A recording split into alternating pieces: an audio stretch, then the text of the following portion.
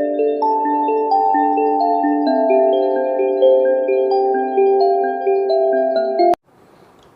Morning વિદ્યાર્થી મિત્રો, કેમ છો? મજામાં?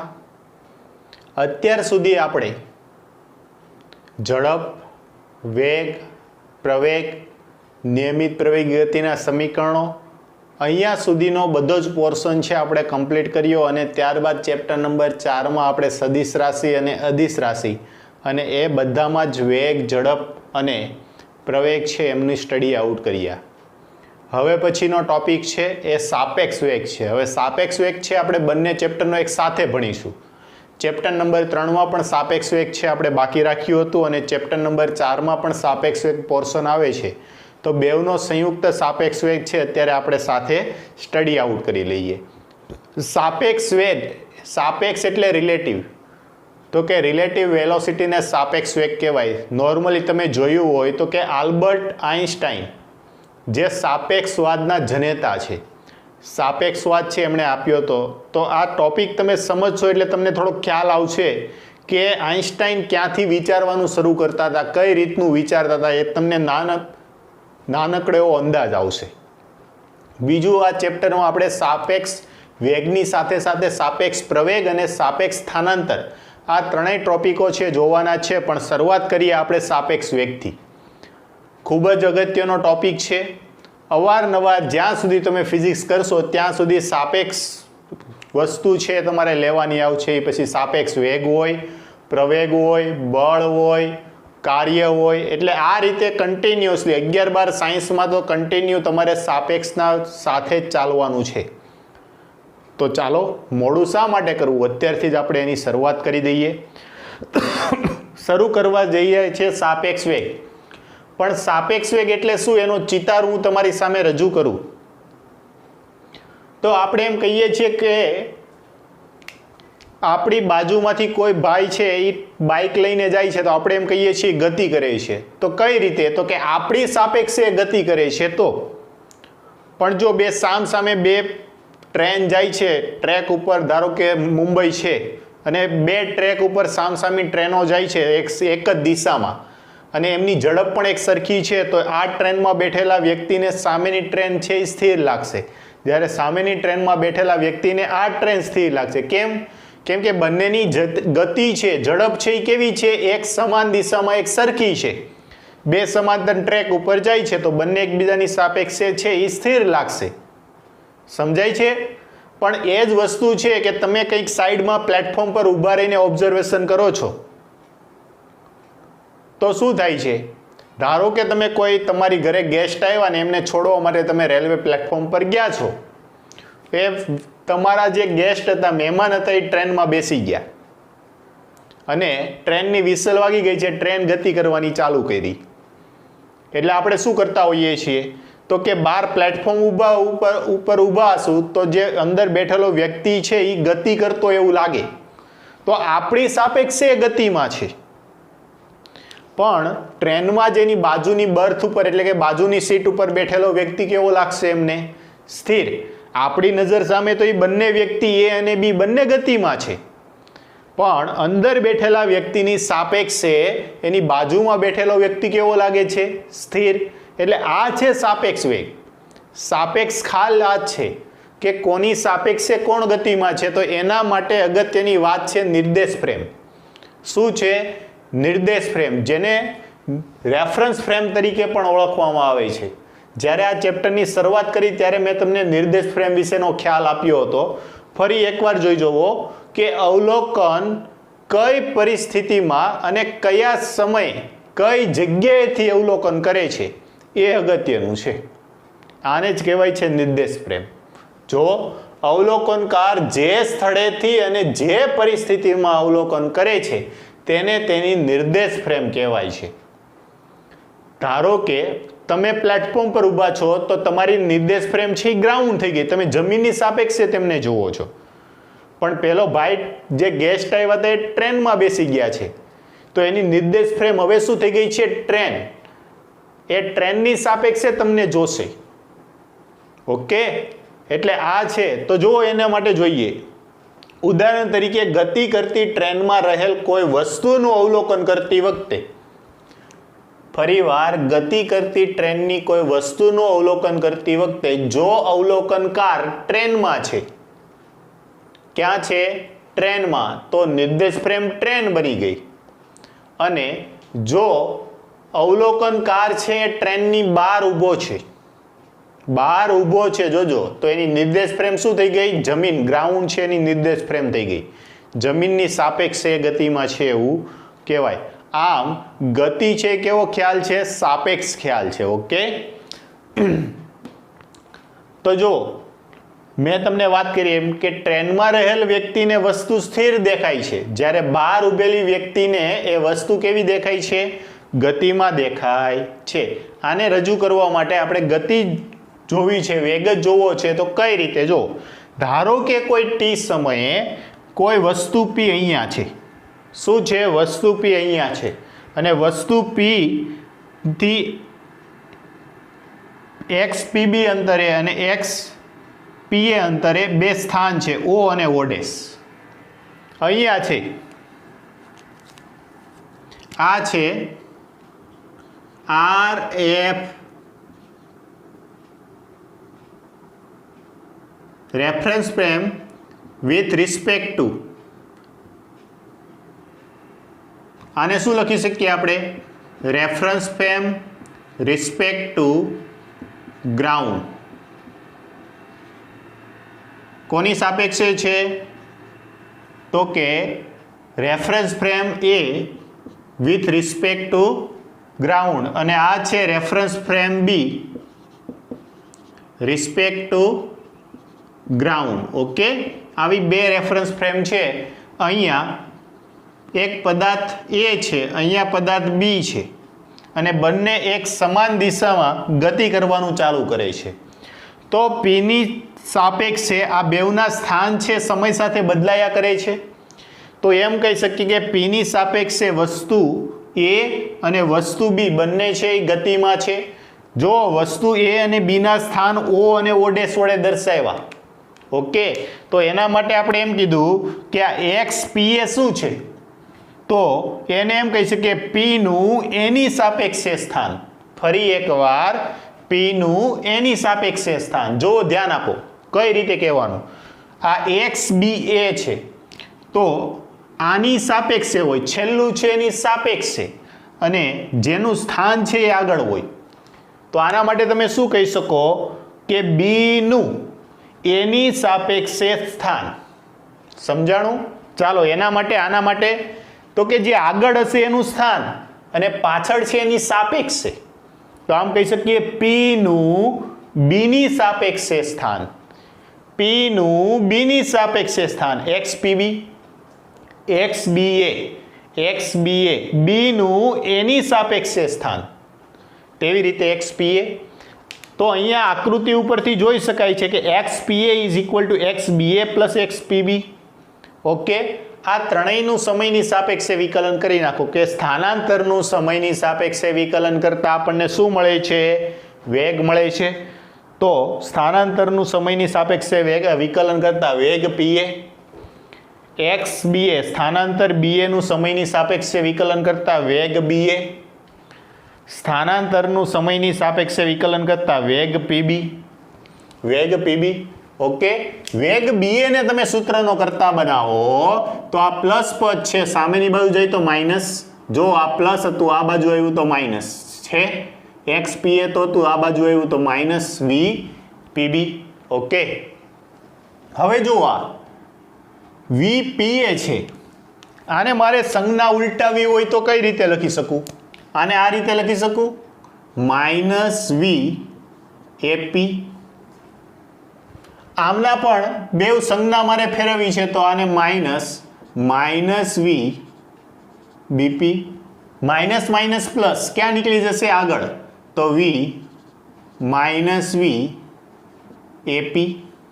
ઓકે, આવું આવ્યું. કોના બરાબર આવ્યું? વી બી એ બરાબર. હવે જો યાદ રાખો કે કોઈ પણ વેગ કોઈ એક જ વસ્તુની સાપેક્ષે લેવાતા હોય ને, જો આ બીનો વેગ કોની સાપેક્ષે? પીની સાપેક્ષે. તેવી રીતે એનો વેગ કોની સાપેક્ષે? પીની સાપેક્ષે. તો કોઈ એક વસ્તુની સાપેક્ષે બે અલગ અલગ વસ્તુના જો વેગ લેતા હોય ને, તો એના માટે કોમન આવતી વસ્તુ છે એ તમે ના લખો તો ચાલે.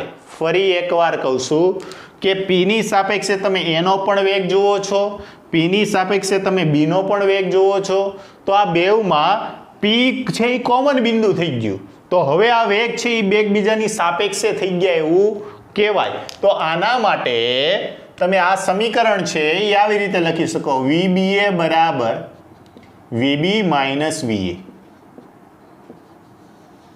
કેમ કે કોમન આવતું હતું, બેવમાં P કોમન આવતો હતો, એને ના લખો તો ચાલે, એની સાપેક્ષે હતું તેવી રીતે. તેવી જ રીતે જો આપણે VPA નું માઇનસ VAP લખી શકતા હોય તો VBA નું શું લખી શકો? માઇનસ VAB લખી શકાશે. આ શું થઈ ગયું? માઇનસ VAB, અને આ માઇનસનું ચિહ્ન છે અહીંયા આપો તો શું થઈ જશે? VAB બરાબર VA માઇનસ VB. આ એક બીજું સૂત્ર. એટલે આ બે સૂત્રો છે સાપેક્ષ વેગના. સિમ્પલ જ છે. આ કઈ રીતે આવ્યું એનો ચિતાર તમારી સામે રજૂ કર્યો. જો VBA શું વચાહે? B નો A ની સાપેક્ષે વેગ. ફરી એકવાર B નો A ની સાપેક્ષે વેગ.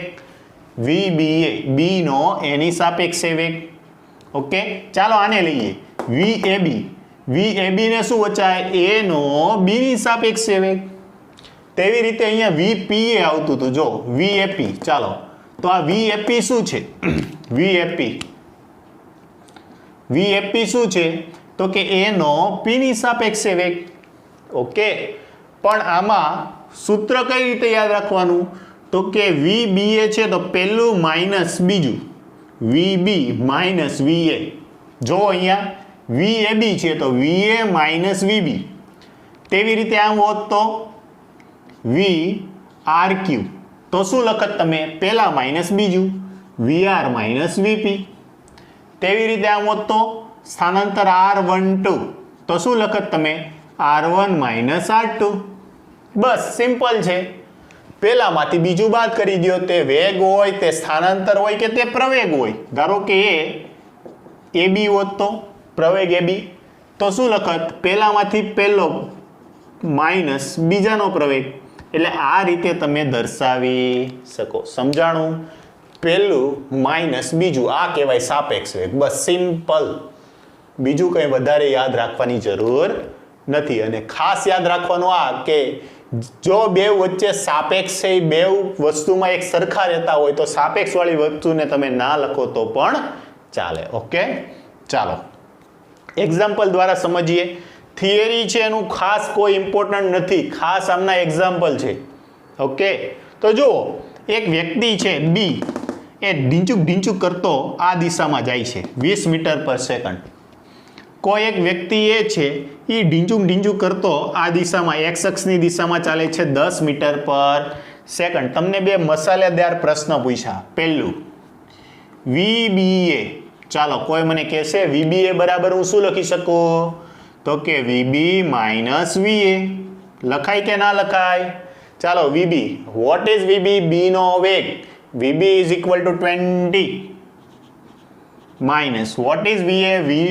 એનો વેગ કેટલો છે? 10. તો VBA આવ્યું 10 મીટર પર સેકન્ડ. ઓકે, આની કરતાં ઉલટું પૂછ્યું હોત તો VAB પૂછ્યું હોત તો ચાલો VAB is equal two VA minus VB. શું છે એનો વેગ? તો કે 10.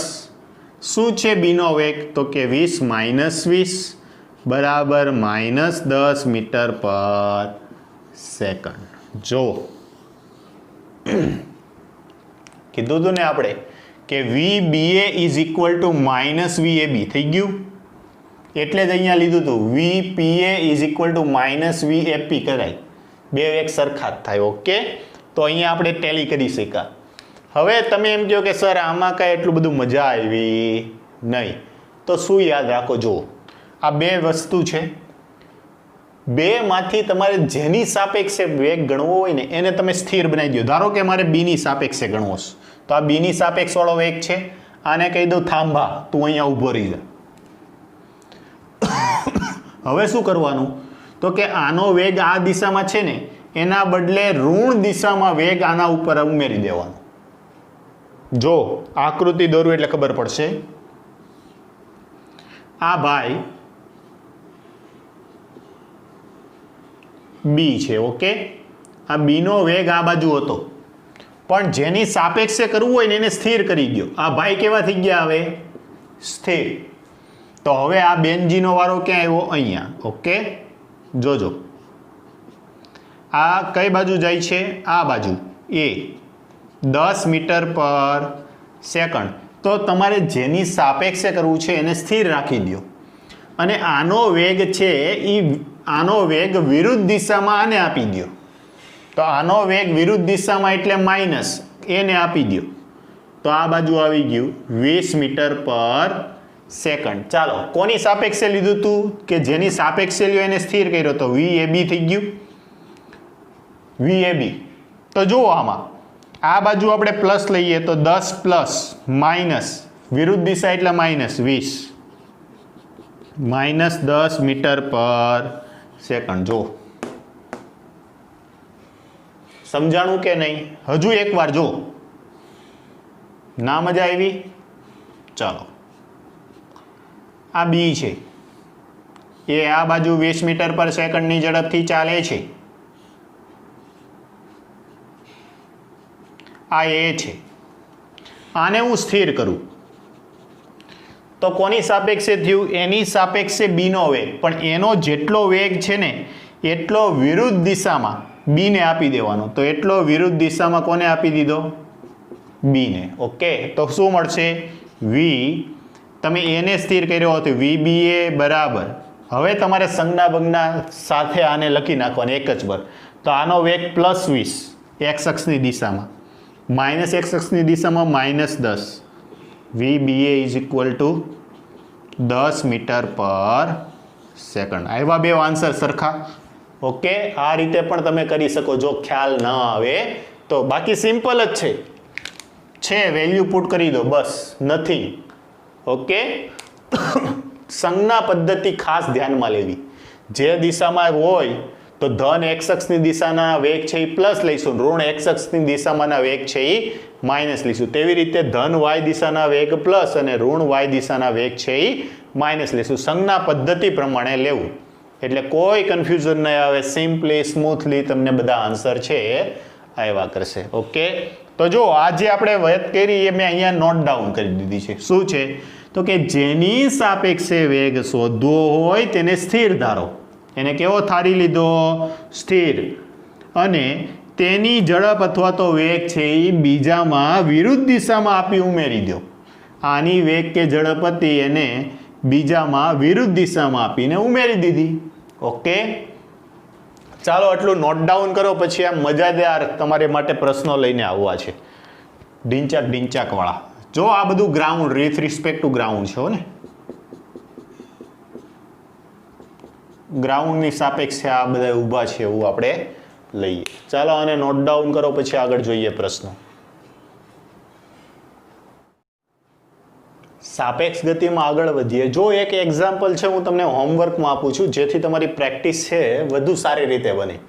પણ અહીંયા મેં થોડીક એક બદલાવ લાવ્યો છું એવું એક્ઝામ્પલ છે. જોજો તો કે આ એક ટ્રોલી બી છે એ આ તરફ 10 મીટર પર સેકન્ડના વેગથી જાય છે અને ટ્રોલી એ છે વિરુદ્ધ દિશામાં એટલે આ દિશામાં 10 મીટર પર સેકન્ડની વેગથી આવે છે. તો તમારે VBA અને VAB છે મેળવવાનું છે. તો જુઓ આમનો વેગ છે આપણે કેવો કન્સિડર કરીએ છીએ?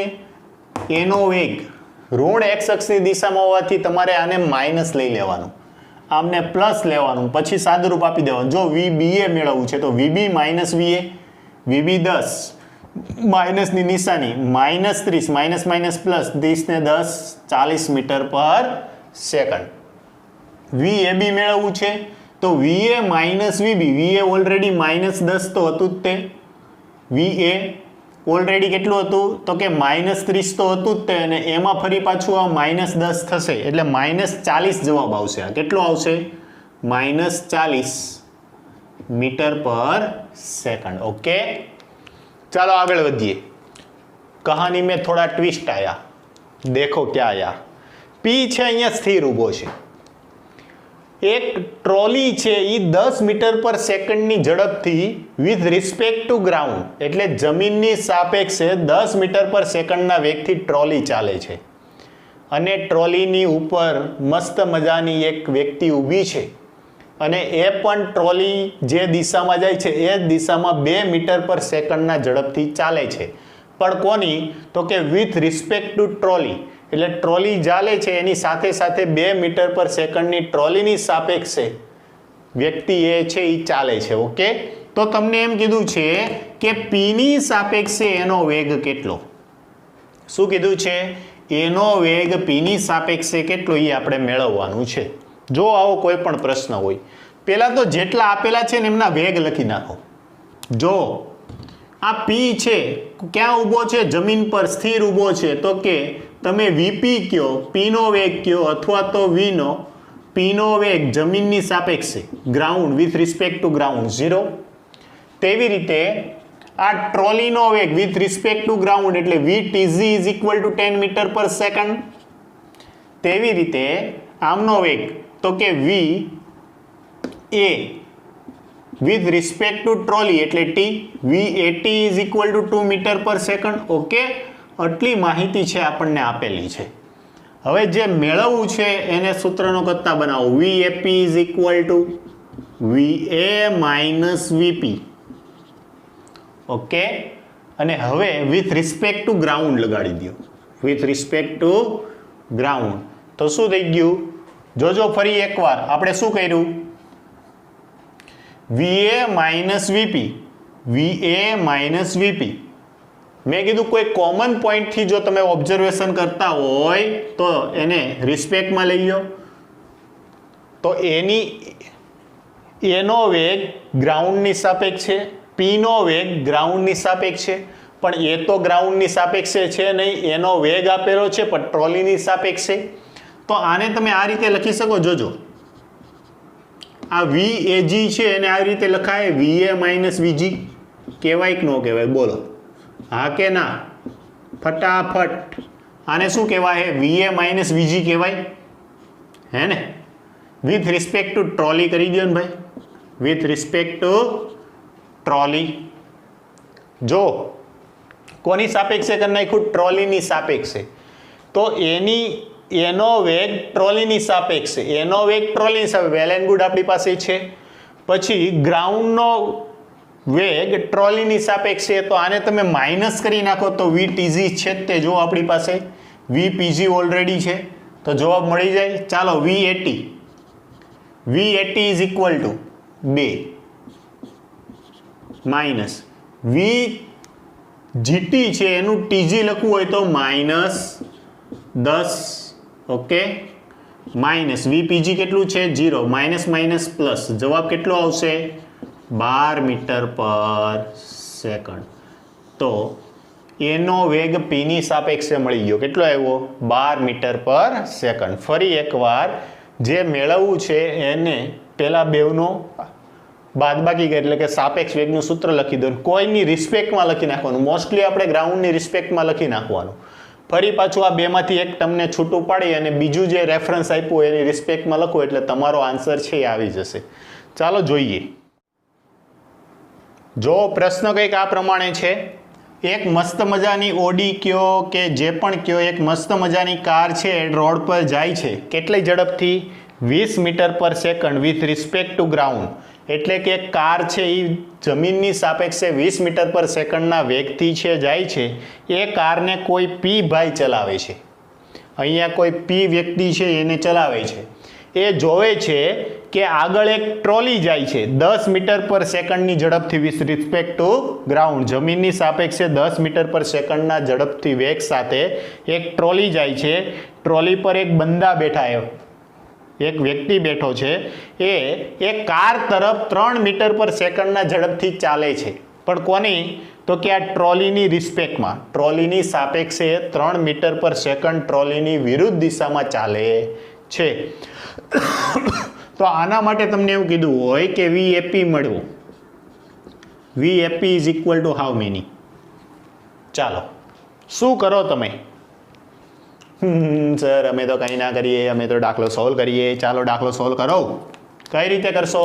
તો જુઓ, આ પી છે, પી નો વેગ કોની છે? ગ્રાઉન્ડના રિસ્પેક્ટમાં. તો કે V velocity of P with respect to ground કેટલી છે?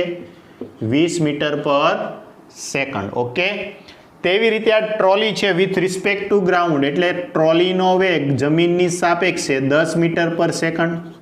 ઓકે, તેવી રીતે આ વ્યક્તિ એ છે, એનો વેગ વિથ રિસ્પેક્ટ ટુ ટ્રોલી, તો કે V velocity of A with respect to trolley is equal to -3 metre પર સેકન્ડ. કોઈ મને કહેશે કેમ -3? તો કે બધી જ ગતિ એક્સ અક્ષની દિશામાં -x અક્ષ સાથે હોવાથી સંજ્ઞા પ્રણાલી સાથે -3 મીટર પર સેકન્ડ. ચાલો આપણે શું મેળવવું છે? તો કે VAP is equal two VA minus VP with respect to ground. Okay, તો જુઓ VAG પણ એનો વેગ તો ટ્રોલીની સાપેક્ષે છે, તો ફરી પાછા આના બે ભાગ પાડો. શું કરશું આપણે? VA minus VG with respect to trolley minus VPG. Okay, ચલો VAT વાહ ભાઈ વાહ, બેઠું જ છે, -3 માઇનસ VGT, પણ આપણી પાસે VTG છે, તો આનું માઇનસ લઈ લો તો -10. ઓકે, આ માઇનસની સાઇન છે આ હતી, અને VGT તો VTG નું માઇનસ VPG કેટલું છે? 20. માઇનસ પ્લસ 10 માંથી 3 જાય તો 7, પણ કેવા? તો કે પ્લસ 7 માંથી 20 જાય. ચાલો શું થશે?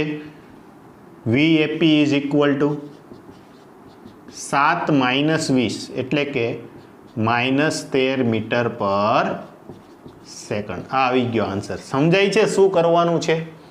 પહેલાં તો બધાના વેગ લખી નાખો અને પછી જે મેળવવું છે એમાંથી તમારો આન્સર મળી જશે. સિમ્પલ જ છે, કંઈ વધારે લોજિક લગાવવાની જરૂર નથી. ઓકે, ચાલો આગળ વધીએ.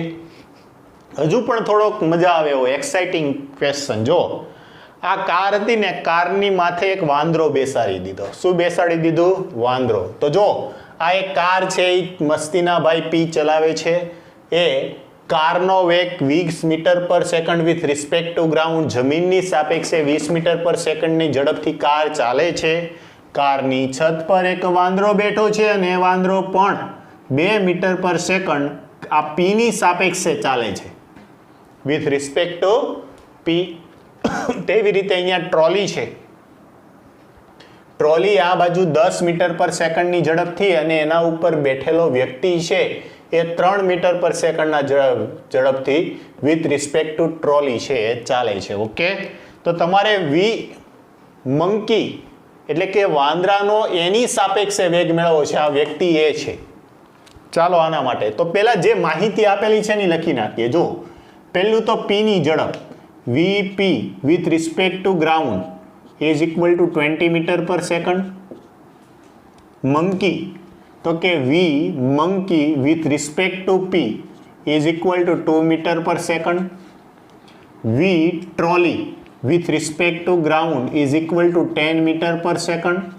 અને A with respect to trolley, okay, એનો ટીની સાપેક્ષે પણ આ દિશામાં હોવાથી -3 મીટર પર સેકન્ડ. ઓકે, ચાલો હવે જે મેળવવું છે એને સૂત્રનો એને લઈ આવીએ મેદાનમાં. VMA ઇઝ ઇક્વલ ટુ, જો જગ્યાના અભાવને કારણે આને બે પાર્ટીશન પાડી દઉં. VMA is equal two VMA તો શું થશે? VM minus VA. Okay, with respect to ground. પરંતુ મંકી છે એ પી પર છે, તો આ મંકીનો વેગ છે પીની સાપેક્ષે લેવો પડશે. તેવી રીતે એ છે એ ટ્રોલી પર છે, તો આનો ટ્રોલી પર, તો આના હજુ બીજા બે પાર્ટીશન પાડો તો આવું થશે.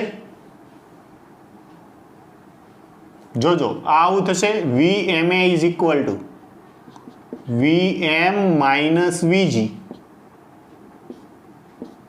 Minus VA minus VG. Sorry, હા રેડી.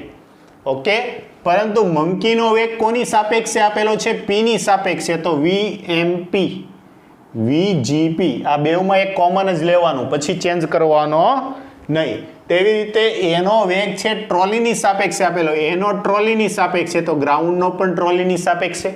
ઓકે, બસ સિમ્પલ વેલ્યુ મૂકી દો. VMP ઓકે 2 માઇનસ VGP, પણ VPG આપેલું છે તો -20. ઓકે, આ બ્રેકેટ છે આપણે પૂરો કર્યો. માઇનસની sign. V80 is equal to -3 minus VGT, પણ તો અહીંયા TG આપ્યું છે તો -10. ઓકે, તો માઇનસ માઇનસ પ્લસ, પ્લસ 10 માંથી 3 જાય એટલે 7. ઓકે, અહીંયા જો માઇનસ માઇનસ પ્લસ 20 ને 2 22 માંથી 7 જાય, શું આવશે? VMA is equal two 22 minus 7 બરાબર 15 મીટર પર સેકન્ડ. આ આવી ગયો આપણો ફાઇનલ આન્સર. VMA કેટલું આવશે? 15 મીટર પર સેકન્ડ. ઓકે, તો આ રીતે તમે સોલ્વ કરી શકો. 1 બાય 1 વેલ્યુ છે તમે પુટ કરતા જાઓ, ઓટોમેટિક છે તમારો આન્સર છે તમને મળ્યા કરશે. ચાલો આગળ વધીએ. ઉદાહરણનો એક મજેદાર દાખલો, કોઈ પણ એક્ઝામ લેવાય એને પૂછવાનું મન થાય એવો દાખલો, એટલે કે ઉદાહરણ 3.9. ચાલો ધ્યાન આપો. બે સમાંતર રેલવે ટ્રેક ઉપર ઉત્તર અને દક્ષિણ દિશામાં છે. બે સમાંતર રેલવે ટ્રેક ઉત્તર અને દક્ષિણ દિશામાં છે. ટ્રેન એ ઉત્તર તરફ, તો જો આ ઉત્તર દિશામાં આપી, તો આ ટ્રેન એ ઉત્તર તરફ 54 મીટર પર સેકન્ડના વેગથી અને ટ્રેન બી દક્ષિણ તરફ 90 કિલોમીટર પર કલાકના, સોરી માફ કરજો, 54 કિલોમીટર પર કલાક અને ટ્રેન બી છે એ 90 કિલોમીટર પર કલાક દક્ષિણ તરફ ગતિ કરે છે. તો પહેલું પૂછેલું છે એ સાપેક્ષે બીનો વેગ. પહેલું શું પૂછ્યું આપણને? એ સાપેક્ષે બીનો વેગ. તો પહેલું એ સાપેક્ષે બીનો વેગ, તો આવું થઈ ગયું VBA, પહેલું મેળવવાનું છે. પછી બીજું બીની સાપેક્ષે જમીનનો વેગ. બીની સાપેક્ષે જમીનનો વેગ V જમીન with respect to B. Okay, બીની સાપેક્ષે જમીનનો વેગ થઈ ગયું. ચાલો પછી કીધું છે C, કે જો ટ્રેન ઉપર એક વાંદરો છે, ટ્રેન એની છત પર તેની ગતિની વિરુદ્ધ દિશામાં 18 કિલોમીટર પ્રતિ કલાકની ઝડપે દોડતો વાંદરાનો જમીન પર ઉભેલી વ્યક્તિની સાપેક્ષે, તો જમીન પર ઉભેલી વ્યક્તિ P છે, Pની સાપેક્ષે મંકીનો વેગ વ્યક્તિની સાપેક્ષે. ઓકે, તો વેગ કોનો જોઈએ છે? મંકીનો, Pની સાપેક્ષે. આટલી વસ્તુ છે આપણે મેળવવાની છે. ચાલો જોઈએ. જો પહેલા તો શું કરો, તો આ જવાબ જે કિલોમીટર પર કલાકમાં આપ્યા છે એમને મીટર પર સેકન્ડમાં ફેરવી દો, જેથી કરીને સરળતા પડે. તો જો આ કોનો વેગ છે? એનો, આ બીનો અને આ મંકીનો. ઓકે, તો પહેલા VA is equal two 54 kilometre પર અવર. તો આને કેટલા થશે? 54 ગુણ્યા 1000 કિલોમીટર એટલે 1000 મીટર, અને 1 કલાક બરાબર 3600 સેકન્ડ. ઓકે, આ બે કેન્સલ આઉટ થઈ ગયા.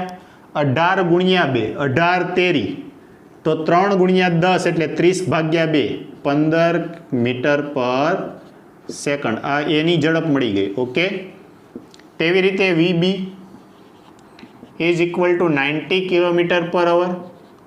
તો આને 90 ગુણ્યા 1000 ભાગ્યા 3600, બે કેન્સલ આઉટ. 18 ગુણ્યા 2 18 95 થશે, થાય ને? તો 5 ગુણ્યા 10 50 ભાગ્યા 2 25 મીટર પર સેકન્ડ. આ VB મળી ગયું. ચાલો આગળ વધીએ.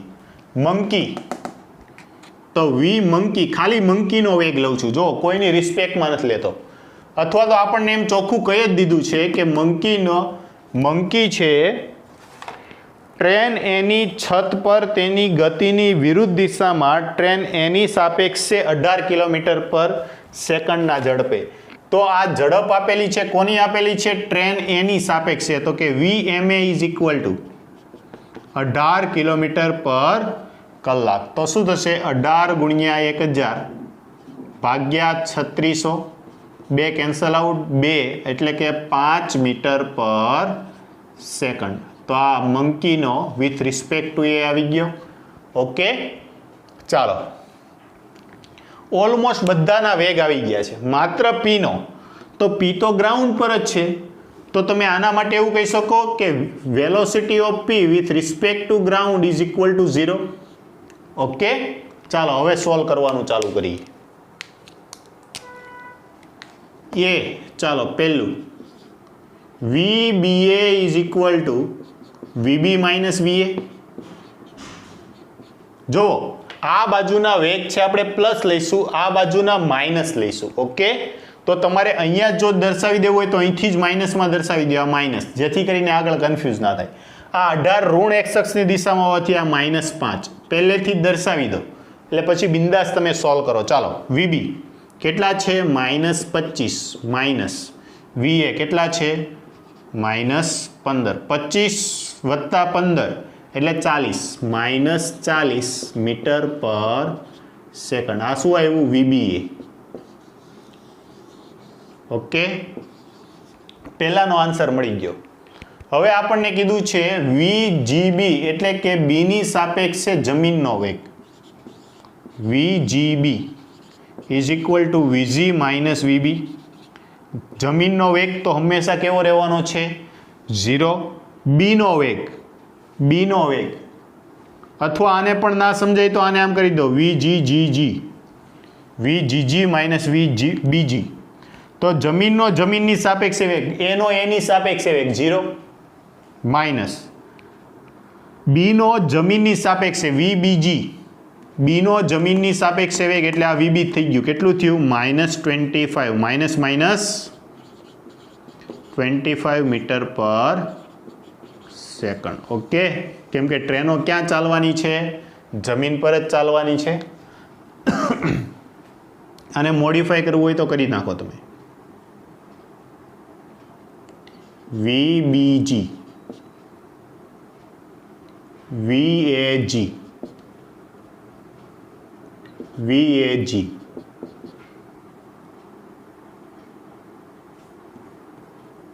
VBG.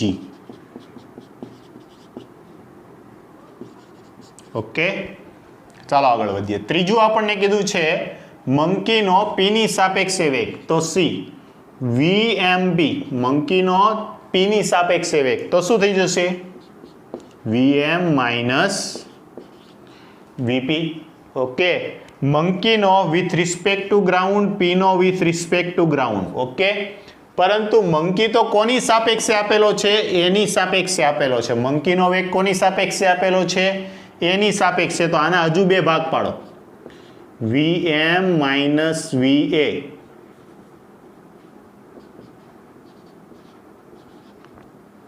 VM minus VG. Okay, minus VPG.